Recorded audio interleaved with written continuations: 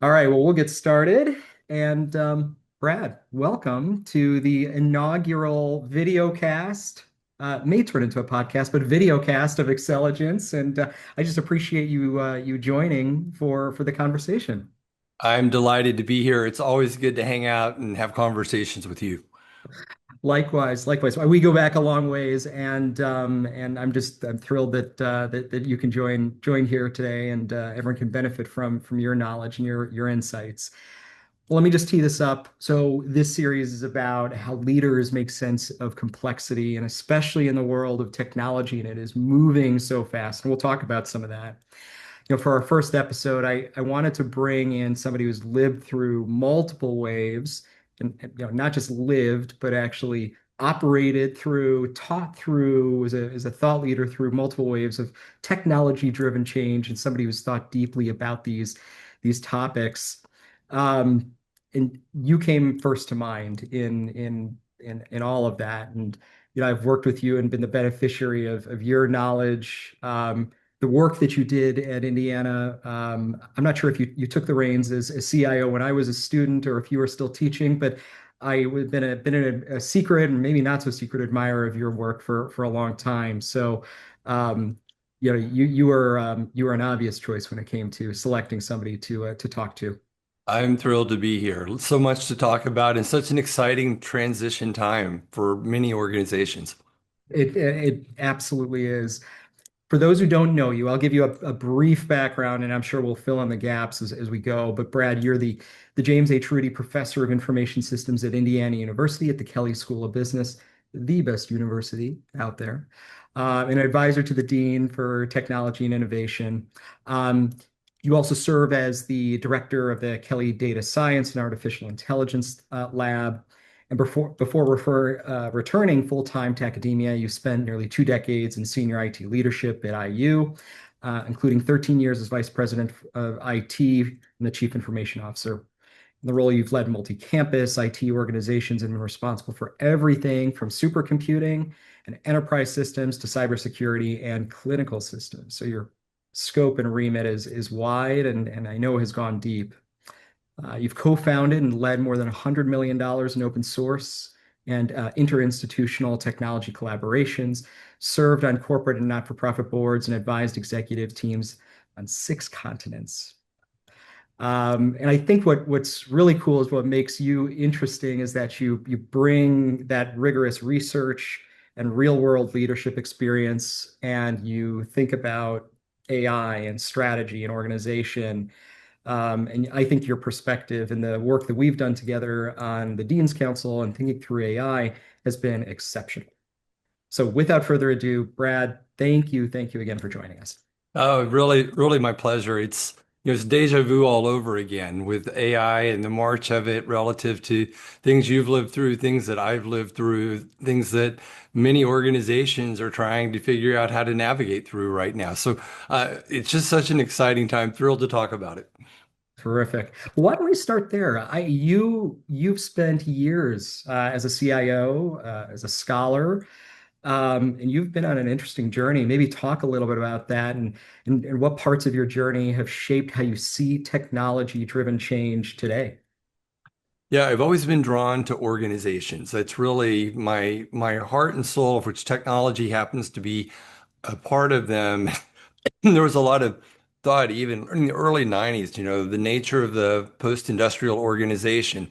What would it look like? A great piece written in management science and in 1990. And so I've had the pleasure of seeing the prognosticators, what would organizations look like as they became more network enabled and connected, and then having to lead and work with lots of firms that were navigating through that as well. And so I think one of the most influential times for me was the late 90s, as so many, we'll just say legacy firms were trying to figure out, what does this newfangled internet thing actually mean as we manage our connection to our suppliers, as we manage how we serve customers, as we run things internally.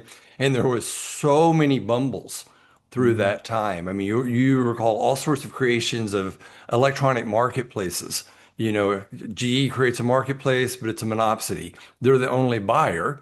but you have to qualify to get in, or the airlines create these marketplaces where if you want to sell to any of the big airlines, you've got to go through this. So what was so interesting to me was watching the economic and the organizational pieces and the Mm. adaptation, innovation, and experimentation that worked, that didn't work, and why did that happen? Was it technological failure? Was it just driving a digital transformation project and just missed some of the rules of projects and funding? We saw hundreds of millions of dollars just set on fire, literally, with, errant approaches to doing things.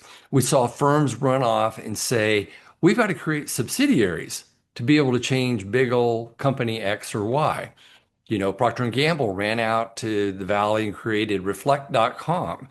And ultimately, that didn't get them where they needed to. I saw lots of firms try to do the innovation on the outside, just saying, oh my gosh, our culture is hard. This is complicated. Let's do it on the outside, or rent bunches of consultants, as you know a lot about.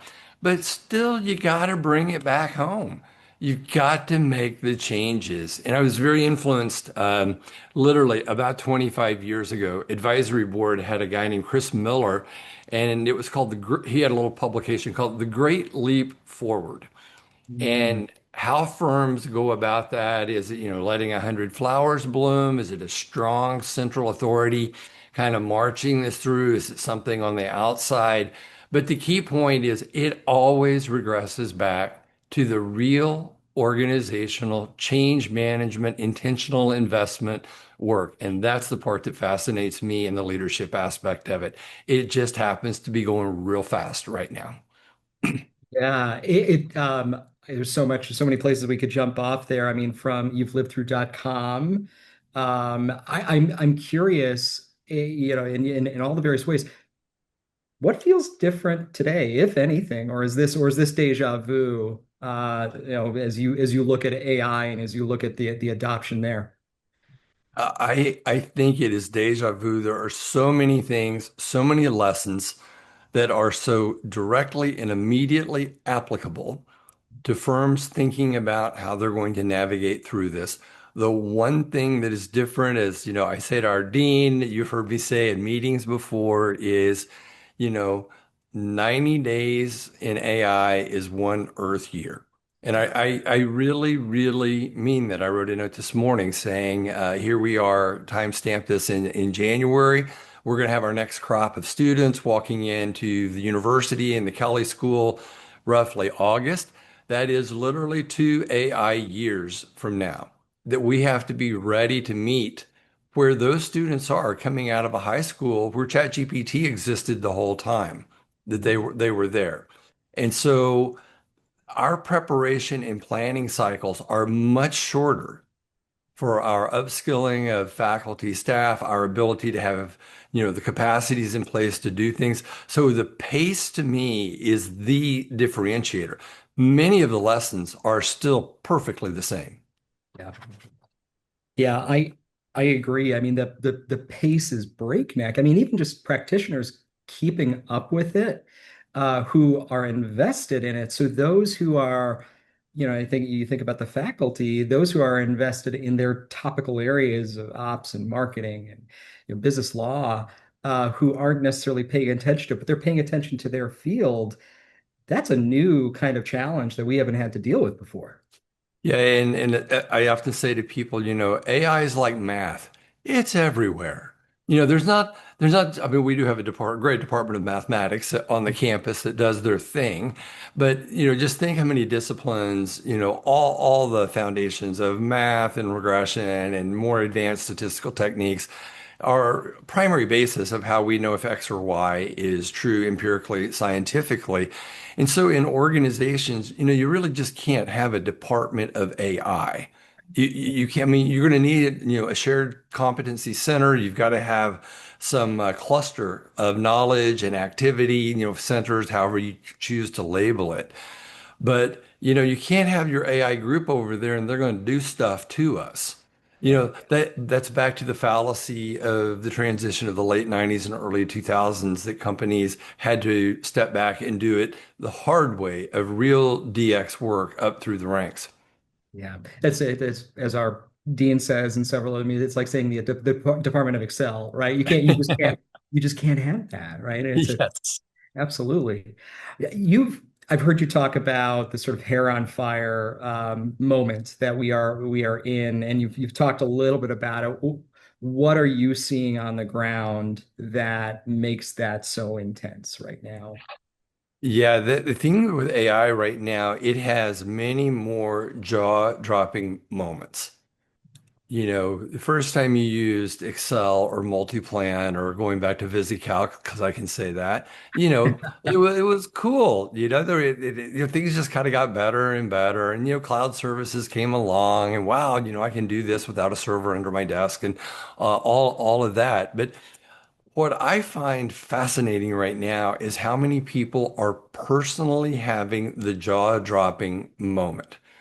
They hear people talk about it, this or that, but then they have the experience, whether it literally is a medical consultation. I mean, who gets to have a 5 hour conversation ongoing with your doctor, Right. as things are evolving, and then you find out its advice was stellar. I mean, just stunning, on demand. I think faculty continue to get into these experiences using AI even for video interview coaching students, practicing a sales call. How would you do market development? We've got marketing classes that are doing video recordings, critiques, and feedback to students at a scale we couldn't have ever done before. For me, I certainly have my own moment when I had an assignment I was super proud of, 3 years ago, of pushing my MBA students into understanding that, cyber risk and cyber resilience are not really just a techie thing. Equifax is a great example of all things administratively went wrong in that firm, and we happen to have a great congressional record on it.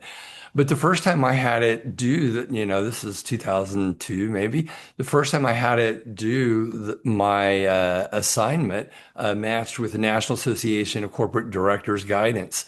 Yeah, it's like it was jaw-dropping. It was an A- right out of the gate. And Yeah. so I knew, I had to back up and rethink my approaches to interacting with my customers, our Kelley Direct MBA students, very seasoned. And, just every year I've had to march that up a little bit more. But I could just go through account after account after account of people who have these jaw-dropping moments with anything that involves words. My Mm. personal attorney, Yeah. in reports and things that you've written and continue to need to be done, deep research analysis that I've had done, broad marketplace analysis on things. And I come back and look at that report and, it's 19 pages and it's particularly when it's an area I largely know, I can read it and know it's not making things up. Like, Yeah. wow, that's great. Yeah. And I think that last point that you mentioned is the real crux of it, is that the experts are weaponizing this and using it for such good. It's when you don't know what you're reading and it's coming back that you can really get into trouble. And we've seen cases of that. I'm sure you're seeing that in the academic space with students because they're in their formative years. They don't know if what it's saying is right. And if it, sometimes if it says things sounding convincingly, uh, you'll believe it and you'll turn it in and you'll assume that that's correct. I'm curious on your perspective there, if you've seen some good use cases, and obviously good, but some bad ones. Yeah, really an interesting story on this one. Just so the class I teach is for MBAs. It's a required class. It's part of a core. It's strategy and information systems paired together.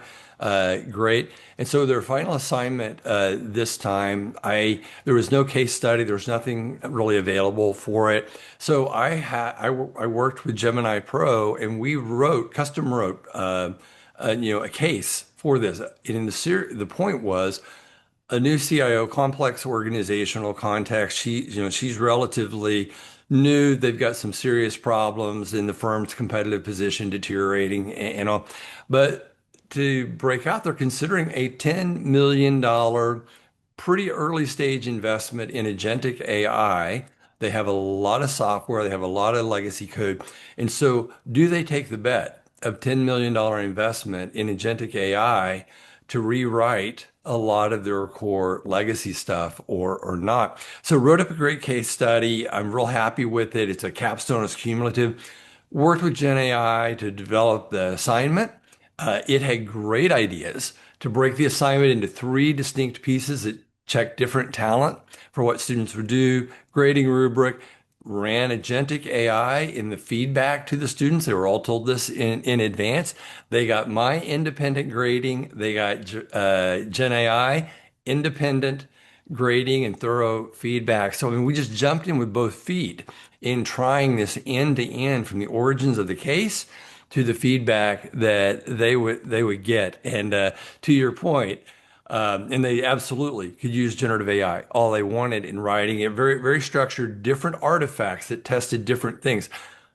I had one team turn in what I would call AI slop in their Ah, five deck pitch. It's yeah. like y'all did not check what you've turned in. Only one team, one part of it. So to your point, but the rest of them, they really used it spectacularly well in a tightly constrained executive pitch.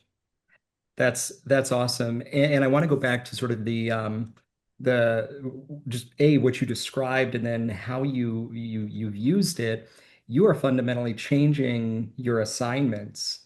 I wrote an article, oh gosh, maybe a month ago or so, or 2 months ago on are students cheating or faculty assigning the wrong assignments? And it was all about, the essay, sort of the evolution of the modern essay, which now takes 5 minutes if you decide to read it, 30 seconds if you don't. And the learning outcome of what you were supposed to learn from that was, it was going to the library, it was research, it was incorporating all that in and iterating on it. It was supposed to take 2 weeks, but if you take that 2 weeks and break it up into, now part one is, yes, write the essay, but put requirements in around prompting and how many prompts and the types of prompts you have. Count on them using AI. Part two is interviewing the experts, five, and folding that in. And part three is defending it. I mean, you basically followed that model, to a T. So you are fundamentally revising your curriculum for the age of AI, counting on, hoping that students use the tools at their disposal. Are you finding many faculty are doing that, or is that the struggle here? Yeah, no, I think it would follow kind of a classic, crossing the chasm, the early adopters, early majority, late majority. I think it would follow that curve pretty quickly. In Kelley, we've got a virtual advanced business technologies department that spans all of our academic disciplines. So we've got lots of, quick sharing of what people are doing there. But I mean, just in any big organization, just, and like us, particularly if you go beyond the business school to university, we've all got a tremendous lift of upskilling and personal productivity and also using these things really, really well. You honed in on a key point. For faculty, it's not only learning to use it well or making sure we have academic integrity both ways. In Kelley, we talk about authentically Kelley. We have a Kelley AI playbook, authentically Kelley. Like faculty, are you modeling and demonstrating to students how you've used AI, talk to them about it, not that you're sneaking to have it, write the assignment and authentically Kelley back to us. But the key point, I mean, we are honing in and it's just getting hotter and hotter is like we have to rethink how we serve our customers. And that would be even employers who hire our students. We would view them as part of our customers in credentialing what people know. Mm. So, here's a classic case study. They throw the case in, they edit it a bit, they regurgitate something back. Okay, if that's used correctly, that's not all bad. But then you verbally interview and you poke at them and ask them to defend something, and they don't know what they've said. Now Mhm. that's the problem.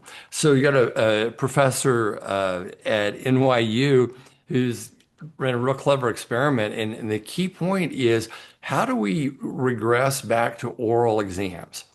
Which I mean, in a place of, Kelley School, we've got over 11,000 students at any given moment. I-Core, our one of our signature experiences, a couple thousand students in it at a time. Well, you're not going to schedule 30-minute oral exams, one by one. So he had really developed the Stern School, a very interesting piece of you kind of have the Council of AI Agents that does the interview, organically decides what they're going to question you about. And in a way, it's not meant to be intimidating. It's meant to be let you show your stuff. And if you don't know your stuff, we shouldn't be credentialing you that much anyway. Yeah, I love that. I love that. Yeah, I mean that is a brilliant use case for agents. I just wonder if you can tune each agent to be tougher or more He did. He get to the did. heart. Yeah, yeah, yeah. I love that. Gemini I was love the that. softest I love that. grader Ah! of the set. It said it graded more like he did, and so he did. I mean, it's a great piece. I'm going to pull it up right quick. I will tell you the name of it because Yeah. it was that good. Fighting Fire with Fire, scalable, personalized oral exams with an 11 Labs voice AI agent, and it's superb. I'll drop you the I note love of. But my point that. is, it's an example of innovation, and it's an example of sort of fighting fire with fire. So how, just thinking hiring for organizations, in the HR departments, we're wanting to, just AI everything into doing auto classifications. And then you get would-be employees who are using AI to feed, the databases out there and all. Yeah. So I mean, this is just part of learning as we go along, but we need some breakthroughs in a lot of these areas. Love it. I'm going to shift us a little bit and sort of maybe poke at the practicality end of Brad because in the world of academics we talk about these pristine and pure models and the things that are absolute and known and right. I've said it before, I'll say it again. What I love about your perspective is the practicality. You've been in the trenches and you've been in academia. Tell me about this notion of sort of the real world answers and being good enough for context. I'd love to just sort of hear your thoughts and maybe how generative AI and education enterprise decision making plays into that. Yeah, one thing I would say is, the old quote of there's nothing so practical as a good theory. Ah, And when you really know the standout things, you really get to use them wisely. Like one of the greatest articles that I ever read, completely consistent with my 20 years in administrative and executive leadership, working with firms. The title of the article says it all: Power, Politics, and Information Systems Implementation. And, I talk to my students about it. Like having the right system isn't going to get you to the other point. You've right. got to know the power and politics, that work within the organization. Another one that I saw just play out so true over and over, I thought about it in all kinds of work that we did, is the technology acceptance model. Been a bazillion studies done around it. And the key point is why do people in a volitional decision that they do adopt and use a system well, or they are resistors. They don't use it, the firm doesn't get the value out of it, they're pushing back on it all the time, things like that. And, it is perceived usefulness. It doesn't matter if it's useful or not. Do they Mm-hmm. perceive it as useful? And perceived ease of use. So if you're putting Mm-hmm. together any kind of a new system rollout, if you're going to embed some AI voodoo in the midst of a business process or something, or you want someone to click AI help, do they perceive it's useful? Do they perceive it's easy to use? I mean, that will help you drive adoption of this stuff more than lots of other things when humans are involved. I mean, I could So go on, but the classics are the classics that are so applied and so valuable.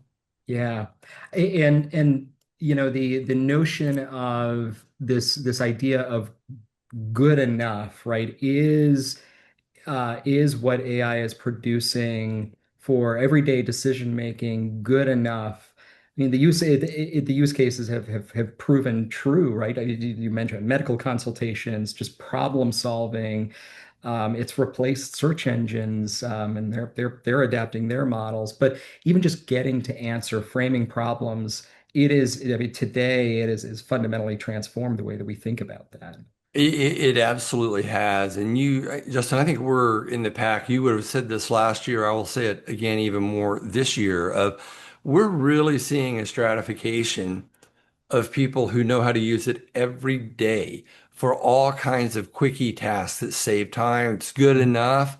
It moves forward. We pick up its outputs. We look at, we may, edit them and add our expertise to them. But absolutely. I mean, you see a real differentiation as people roll through this. It popped in the FT yesterday, I think, your home former firm, McKinsey, and how they're doing hiring right now Yep. and the tests and approach they're using. That's going to be common practice, if it's not already. I mean, that's something that refines very easily as we go along.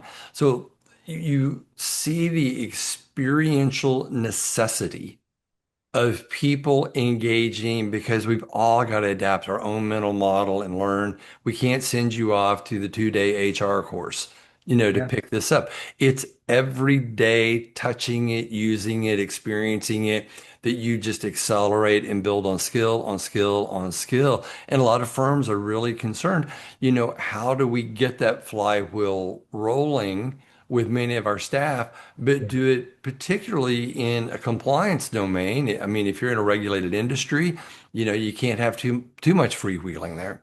Right. Yeah. So what we're describing is this fast-moving world, um, faster than it's ever happened before, innovation, new things popping all the time. I think back to maybe the early or mid 2000s. I wrote this article saying talking about the evolution of the CIO.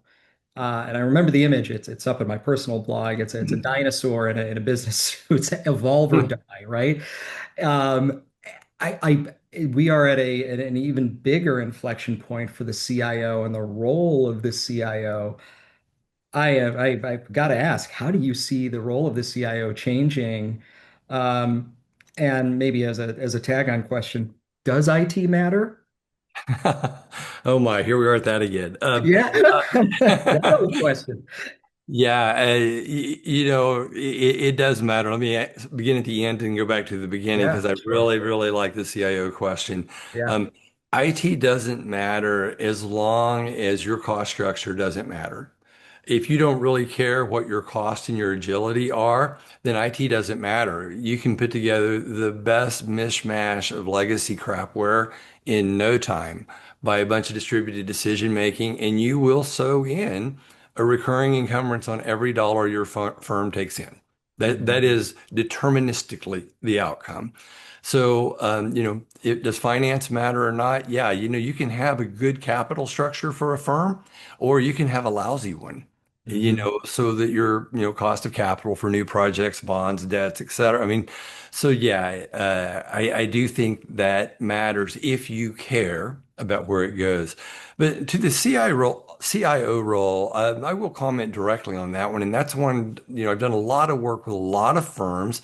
And the key point was the relationship and effectiveness of the CIO with the rest of the executive team. That's the key. Mm. Are they aligned? Are they seeing each other as business partners? Or is, hey, we got, some tech dude over in the corner and, don't speak unless we ask you something. You just see the difference in a real effective CIO and not. So I am truly of and remain convinced of the early conceptualization of the CIO out of, Warren McFarlane, Dick Nolan, Jack Rockhart, the real classic voices of the 70s, when IT actually started to become a thing properly then, we talked about what it really is for is information systems. Mm. Systems that move information, inform executives, inform the factory line to cause decisions, enable decisions to be made. Somewhere we stumbled and started calling it about the boxes and wires, Mm. information technology. But the title mostly remains Chief Information Officer. Though there's a Mhm. role for a CTO, different firms may use different titles. But count me as skeptical of these designer titles. You know, Chief Digital Officer, Chief AI Officer probably has a place, but when these are viewed as substitutes for what the real role of an effective CIO does, I think most firms compound their problem and they get uncoordinated. So I count me in and still of the camp, an effective high level chief information officer who is a business technologist. They speak B and they speak enough T to not get snowed about something. I think they are a huge point of value. I've interviewed a number of them. A great guy just stepped down from Coca-Cola Euro Pacific Partners. They slammed three bottling companies together over there in about 2017, 18. I've done a 700 million euro rip and replace of common platform for SAP, merged, bought the Australians, other points in Asia. And the business case of what they are doing to pull the economies of scale out of more than just Coke. They have other brands and such in there. But the guy who's the CIO, he sits there with the top team. He actually took on business process. So Mm. uniform establishing process. How are we going to put cases on a truck? How do we decide which truck? Working with, breadth of the business. But, really an effective person to be able to work at that level, not as the tech dude or dudette over here, doing a bunch of contracts with vendors who are just flipping and pricing them like crazy over time. It makes so much sense. And I love your comment. I mean, it all comes back down to the relationships and the business context and the sort of the connectivity of that, the business and the relationships that you have to the technology, but not the technology at the exclusion of the business. I think that's where so many go wrong is just that laser focus on the tech. And that's exactly right, because right now the great change is in the technological environment. Yeah. So AI is kind of leaping about every 90 days of greater sophistication. So there is a real change in the technology environment. And so how does that get translated into the firm?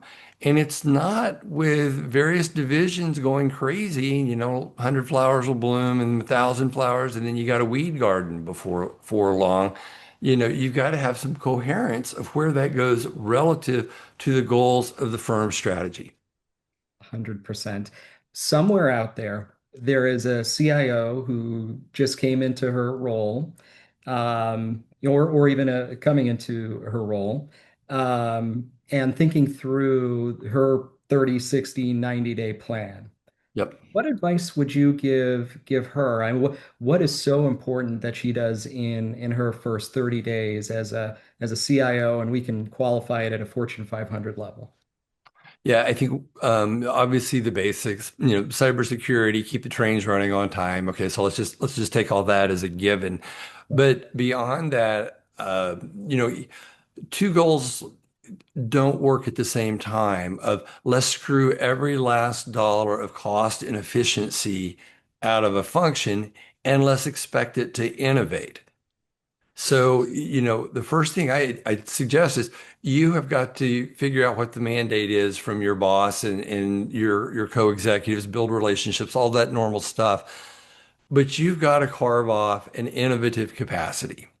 And you've Mm, probably got a few people in your org, or maybe you pull somebody from across, the company, and you need a team that can process ideas, build prototypes, maybe start to advance them a bit more. Because just try to do a hint of innovation on top of people who are overloaded. It's a mhm. bridge to nowhere. Yeah. It's Yeah. just a bridge to nowhere. So you've got to have a place where you can build some prototypes, let other executives look at them, decide to scale up, abandon, fail fast in that. But that's one of the things I would say right out of the gate. You've got to have some capacity to deal with this new wave of technology. And I mean, the other point is, as you would well know, every vendor and known under the planet they're trying to pull you into a vertical stack that you just become more and more ensnared in. And so you've got to figure out, a tech philosophy. Are you going to go all in? I'll make someone up. The Salesforce, they got a whole bunch of AI stuff. They keep buying a bunch of companies and all. You're going in on the Microsoft stack. And there may be efficiencies in building around it, but you will deepen your dependency and the toll booth will get, the rates will go up over time. Or do you want to carve off some independence of some things? Like, Mm. so I really believe, take the native add-on features that aren't expensive in your vertical stacks of software from vendors. Perfect. They're just typical stuff that gets better. But when you really need to span vendors, you really need to span parts of your org, you need to span various data sources and all. I would lean heavily towards independence. So you take a platform like N8N.io, it's a AI workflow orchestration layer, if we want to use that term a little less precisely. Um, and it's agnostic. You can put any of the models on it. It's got connectors to a jillion things. There's more than, it's not the only one out there, but you can host it self-prem, you can rent it from them, but it does give you a layer of independence, particularly as you're experimenting and learning. You may choose to lock into one of the verticals later, but I mean, that's about having this innovative capacity that doesn't take you down a path that you can't turn around and come back from easily. I mean, it's so true. That lock-in, that notion of lock. I mean, it's getting harder and harder, especially as acquisitions bring together these big companies into the holy grail of platforms. And are you in this platform or that platform? And soon it's just gonna be one gigantic platform called Skynet, and we won't go down that path. But but truly, you're right. You have to figure out where you're going to place your bets. And there is so much power in keeping that independent layer on top and having that flexibility. 100%. Absolutely. And again, this is classic stuff. I mean, where do you get more value of going deeper in a strategic alliance with a partner? And where do you get more value in maintaining some independence so your switching costs Yeah. are not that high? The switching costs for most of these platforms out there make enable them to price at will. Yeah. Yeah. Yeah. 100%. You talked about innovation. I'm gonna maybe talk a little bit about the comment you made earlier on 100 flowers blooming.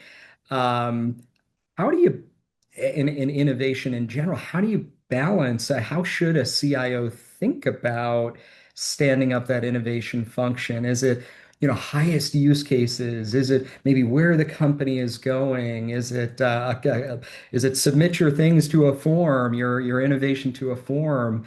And then how do we control that chaos or prevent the chaos in this world of let it bloom versus being very targeted? What's your We're just in the middle of that. I mean, the Kelley School, again, a sizable school, 11,000 students, a couple $100 million operations. But when you scale it up to a big organization, that's when it becomes interesting. But in our mini version of what we're doing, we have carved off and put capabilities in place. We Mm. can do in-house GPUs. We just ordered more of them. We can do in-house agentic AI workflows. We just rolled that out. We have a broad solicitation from faculty and staff to send ideas in where someone may be working in the undergrad office and saying, hey, we're needing to somehow triage the volume of applications we're getting in just to put them in, where we need to allocate time on them. So, you want a lot of ideas coming in easily and frictionlessly from Mhm. across your organization. You have to have capacity to be able to act on them, because if you just say, hey, we got a lot of great ideas, but we value engineered down to we have no free time. Okay, that Mm. doesn't go Mhm. anywhere. So we have just completed hiring our first 3I dedicated additional staff AI engineers in the AI core. So we are building this pipeline right now. And now you asked, how do you metric it? What's the approach to it? In the simplest of terms, I look at it as just two axes of time to value and value itself. So, Mm-hmm. what can we do in relatively short form that creates value? It might not be the highest value, but it's a pain point. We've talked to leadership and such.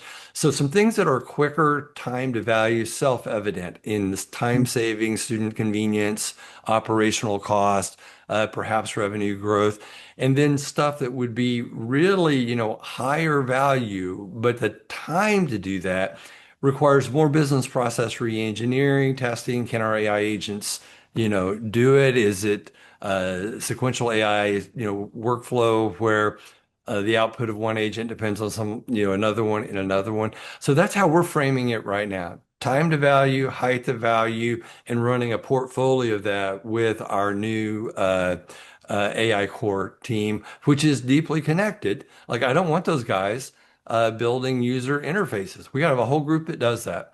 We're Yep. not going to have go over to our AI stack in some menu and you do AI-ish stuff. We're popping it in pieces where Kelley does its business already.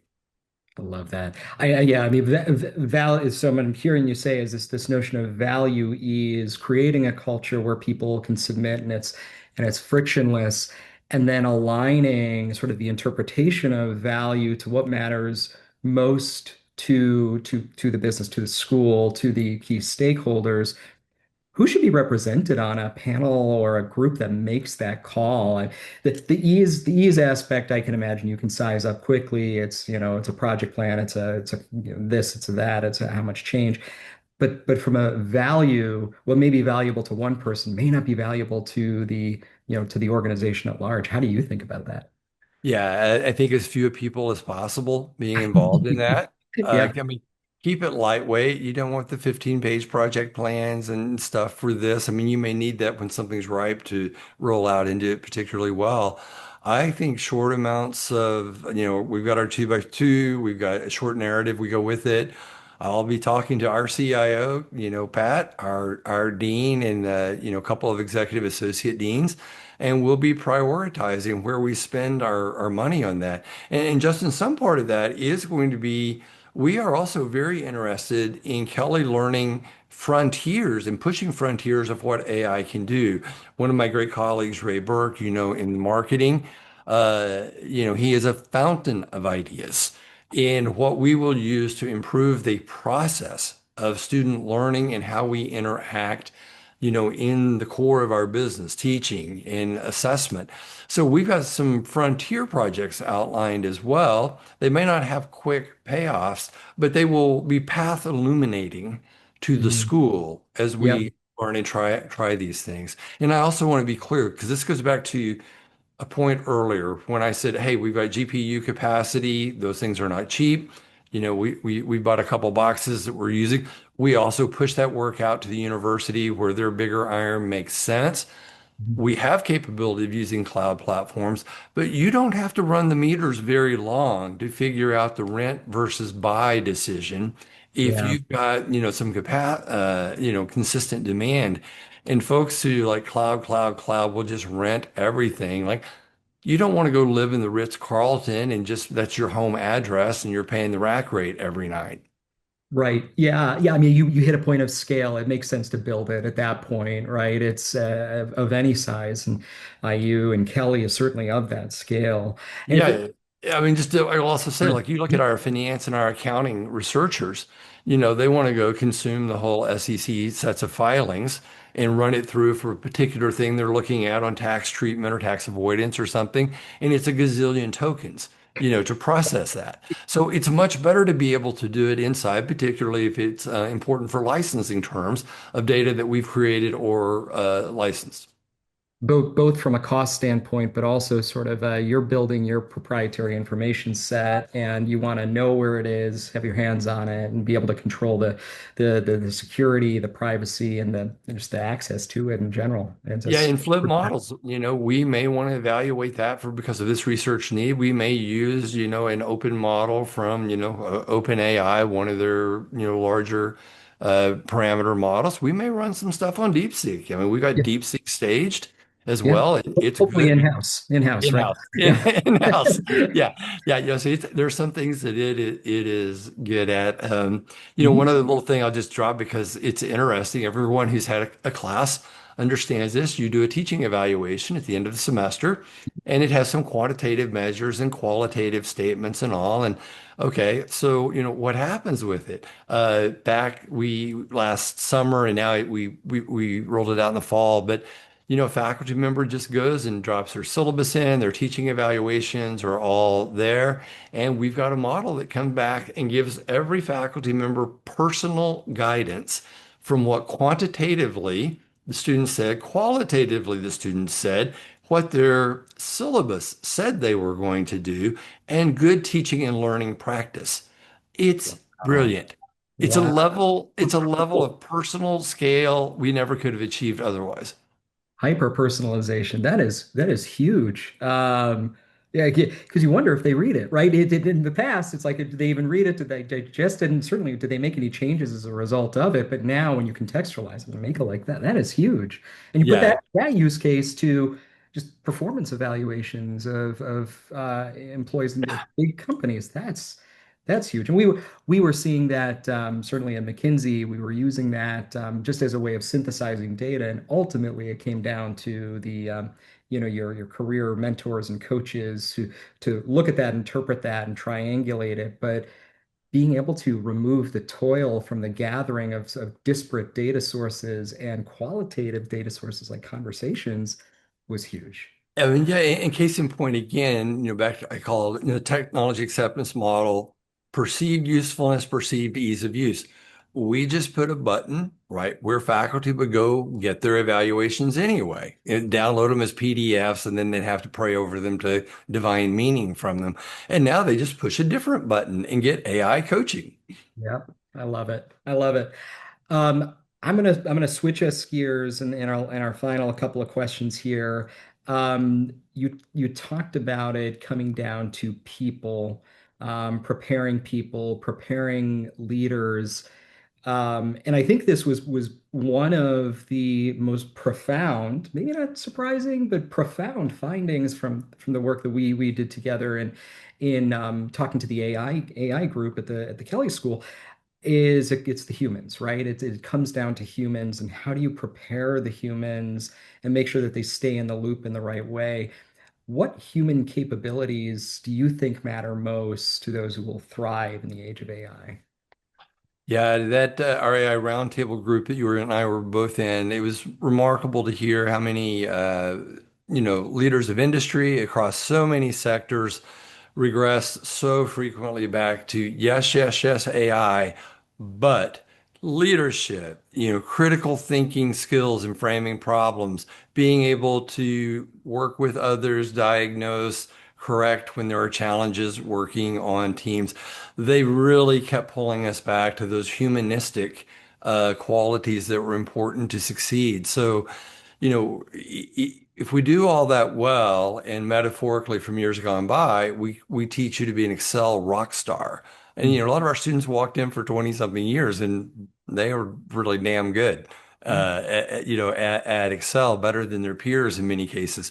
So we got to keep all that makes an effective business school graduate, having the ethics, having the values, having the skills, the ability to persuade and build arguments, along with saddling them up with, the things that can make them more productive. But it is a big change. We have huge curricular revision underway, as you know, but the entreaty from all of our senior advisors is you've got to keep the human skills front and center and then add the domain and technical knowledge to them. I love that. I love that, and I couldn't agree more. And the such a profound insight of yes, the tech is fascinating, great, wonderful, of course, and learn how to use it, but make sure you keep the humans in there. And yeah, I love the way that you put it. Well, I mean, the worst case is someone who really grows up unethically and having the power of these tools, with them. I mean, society produces unethical people. You know, we do our best to make sure we don't certify Kelley on them. But I mean, that is the worst case, and we certainly see it with malign and nefarious actors right now out in cybersecurity space that you know so much about. Yeah, yeah, and the ethical parts of it, I mean, we saw with Grok and its decisions and what it's done. I mean, there's that notion of just because we can doesn't mean we should, and teaching students to sort of think through that. I mean, I love that you are embedding that into the curriculum and getting them to think about that in a very deep and meaningful way. Yeah, we talk about in my class a book that I absolutely love. The title you'll love it is "In the Age of the Smart Machine: The Future of Work and Power." Shoshana Zuboff, Mm. 1987 or 88. Mhm. I believe. Yeah. Yeah. And I think it's 80. The key thing, and I've talked to my students about, is you are going to, my MBA students, professionals, you're going to very quickly or are in decision-making roles about this technology coming in the door and what you're going to choose to do with it. So how do you choose to bring this in and lead change in your organization in a clear, wide-eyed, open, and ethical way as you do this? I mean, you're serving your shareholders, you are mindful of your employees, et cetera. So, yes, that framing, because we're cultivating a whole group of decision makers right now that will make decisions about the smart machine that is galloping 90-day leaps at a time. Yeah. Yeah. Without, oftentimes without any of the guardrails that we need to put in place to keep them heading in the right direction. Uh, but- Go ahead. Yeah. No, no, no. Back to you, please. The I think for the last question here before we wrap up is a student of history, maybe looking ahead in the future is, do you have any predictions for sort of we'll laugh about this later moment? What will we look back on and say, hey, I think we got that wrong in 10 years? That's really insightful. I think we're still probably a little slow to hand over stuff to the machine that it's already demonstrating the competence to do as good enough, if not often better Mm, than humans. So there's some things we probably need to hand off faster, particularly in pedestrian tasks, than we're comfortable and willing to do today. I think that will accelerate pretty quickly along the way. I think we will wonder why we didn't figure out guardrails around some of these things a bit more, particularly on a geopolitical basis.